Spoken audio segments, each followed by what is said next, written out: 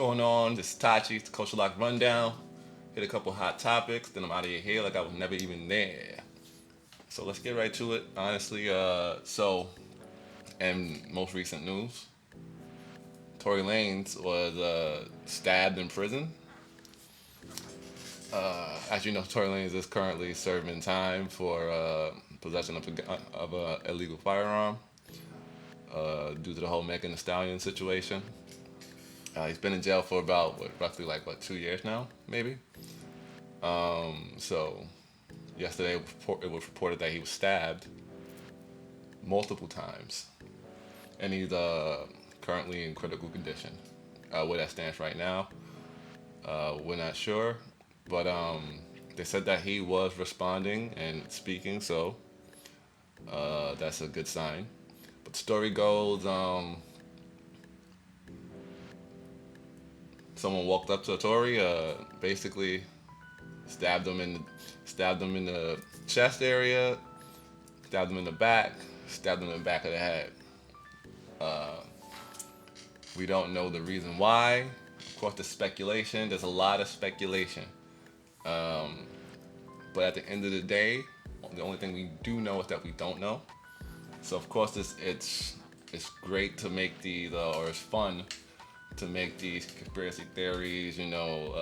Rock Nation, Meg the Stallion, somehow, these wild conspiracies. But at the end of the day, we don't know what happened, and it's prison.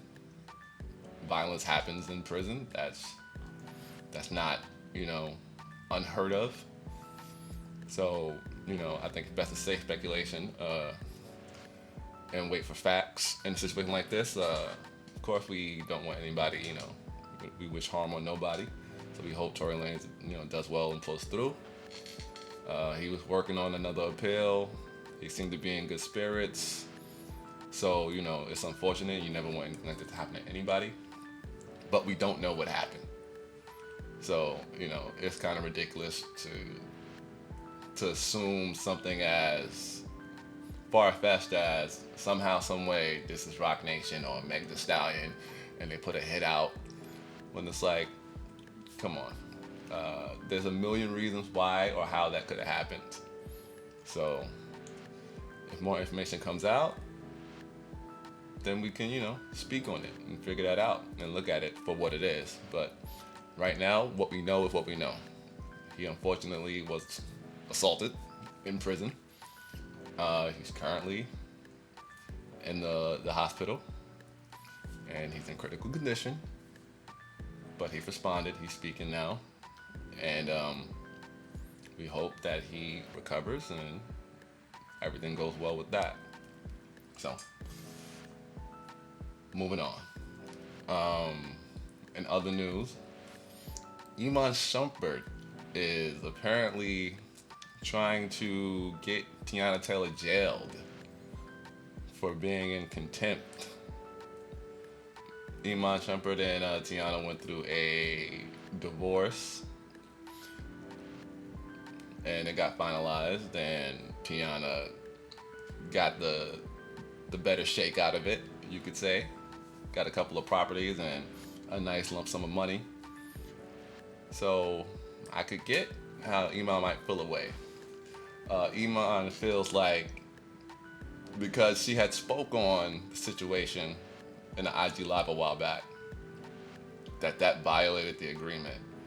That they're not supposed to speak on any of the legalities of what happened in the divorce and how things went down.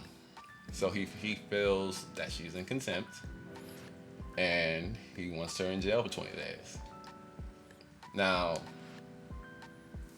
that's a little crazy, right? I mean, I get being angry and upset. I mean, she took a lot of your money, a lot of your things. She's kind of stifled your career, maybe in your mind. But she's the mother of your child, and I think, you got to deal with that a different way. I don't know. Prayer, therapy. But being scorned and bitter and doing petty things like this, it's not a good look. And it's just not necessary. 20 days in jail for what, man? What do you get out of that? You're not going to get the satisfaction you're looking for. It ain't worth it. At the end of the day, you guys are going to be forever connected. You were married, now you're divorced, and you have kids. So you got to figure it out and just deal with it. It's not that deep. It hurts right now, brother, but this too shall pass. Let it go. But moving on.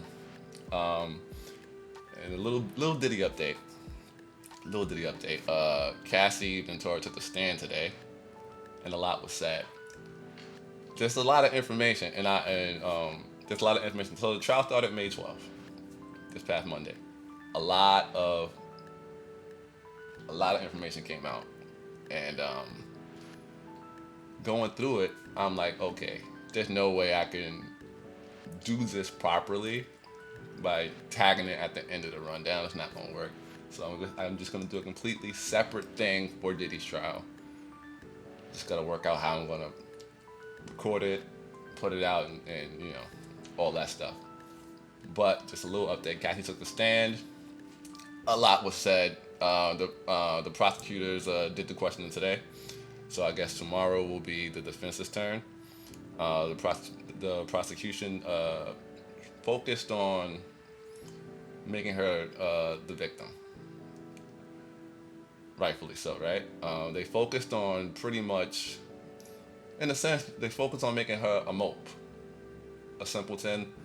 In my opinion, from what I read, they focused on, you know, the fact that she was complicit in the situation because she didn't know any better. Diddy had the power, Diddy had the control. She was a little back and forth with some of her answers. They asked her about the initial start of the freak-offs, how did she feel? And she didn't say she didn't want to do it.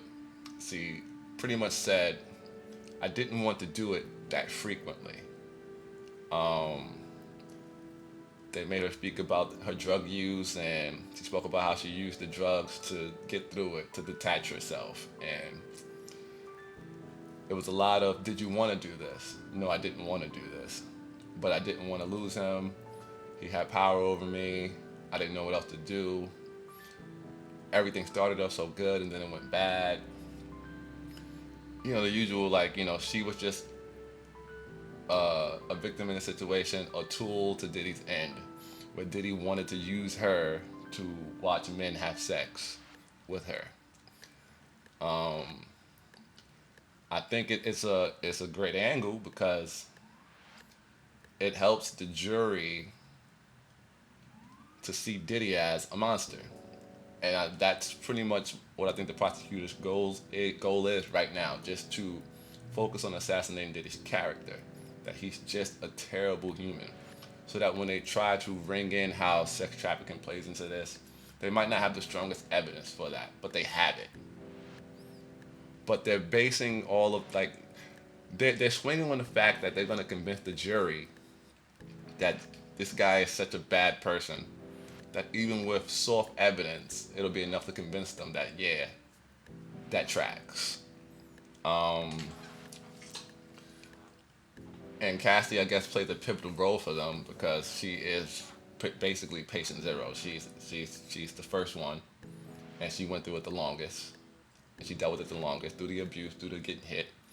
They kept asking questions like, why did you come back, and things of that nature. And it was the same thing. She didn't know what to do. She loved them. They thought things would stop, or things would change. They never changed. The freak-off got more frequent, but she didn't want to stop out of fear that he would retaliate by doing something aggressive. She kept stating that he can be aggressive. He hits. He puts his hands on people. He's already put his hands on her, and she was in fear of that happening again. He knew where she was, how she moved. He was in control of her life.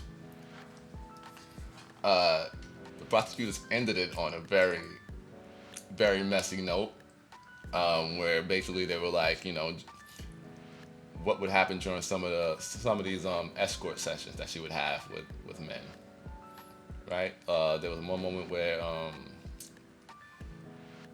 she stated that they would urinate on her. The escort and Diddy would urinate on her.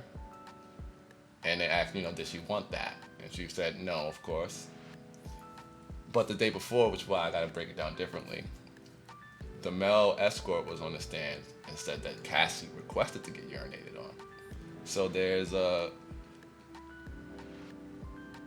it's going back and forth where like some things aren't adding up. So a lot of it's going to play on how the defense questions Cassie tomorrow. But we'll see. But I gotta say this: the prosecutor asked her about one of the acts, and it ends here where Cassie goes, "Okay, yeah." So the guy would finish on me. I didn't want to do the gesture. I wanted the gesture. The guy would finish on me, and then Diddy would, mind you, Diddy watching pretty much all these sessions, aside from one. She's like, Diddy would go into the next room, and he would tell P to rub the finish on him. And then the prosecutor goes, "Well, where?" And she would go, and Cassie goes, "Usually the nipples." And that's where the question ends, and that's where the court day ends. So that's what we have. I don't know what's going on. This trial is gonna get very weird because it's gonna just be a lot of like salacious things. It's just gonna be a lot of building up of like a lot of sexual kinky things, but we haven't heard anything that's in the realm of sex trafficking yet or real crime. They're trying to piece together how the money got to Cassie and then got to the escort. But right now, all we have is just salacious details of things, of kinks that Diddy like. We have a threesome right now. We have weird threesomes going on where Diddy's just not participating, but he's there. And that's not a crime. So we'll see how it goes and where it goes, but that's where we're at right now with it. But again, I'm gonna do a whole separate series for that because there's no way that I can fit it in the way I want to fit it in.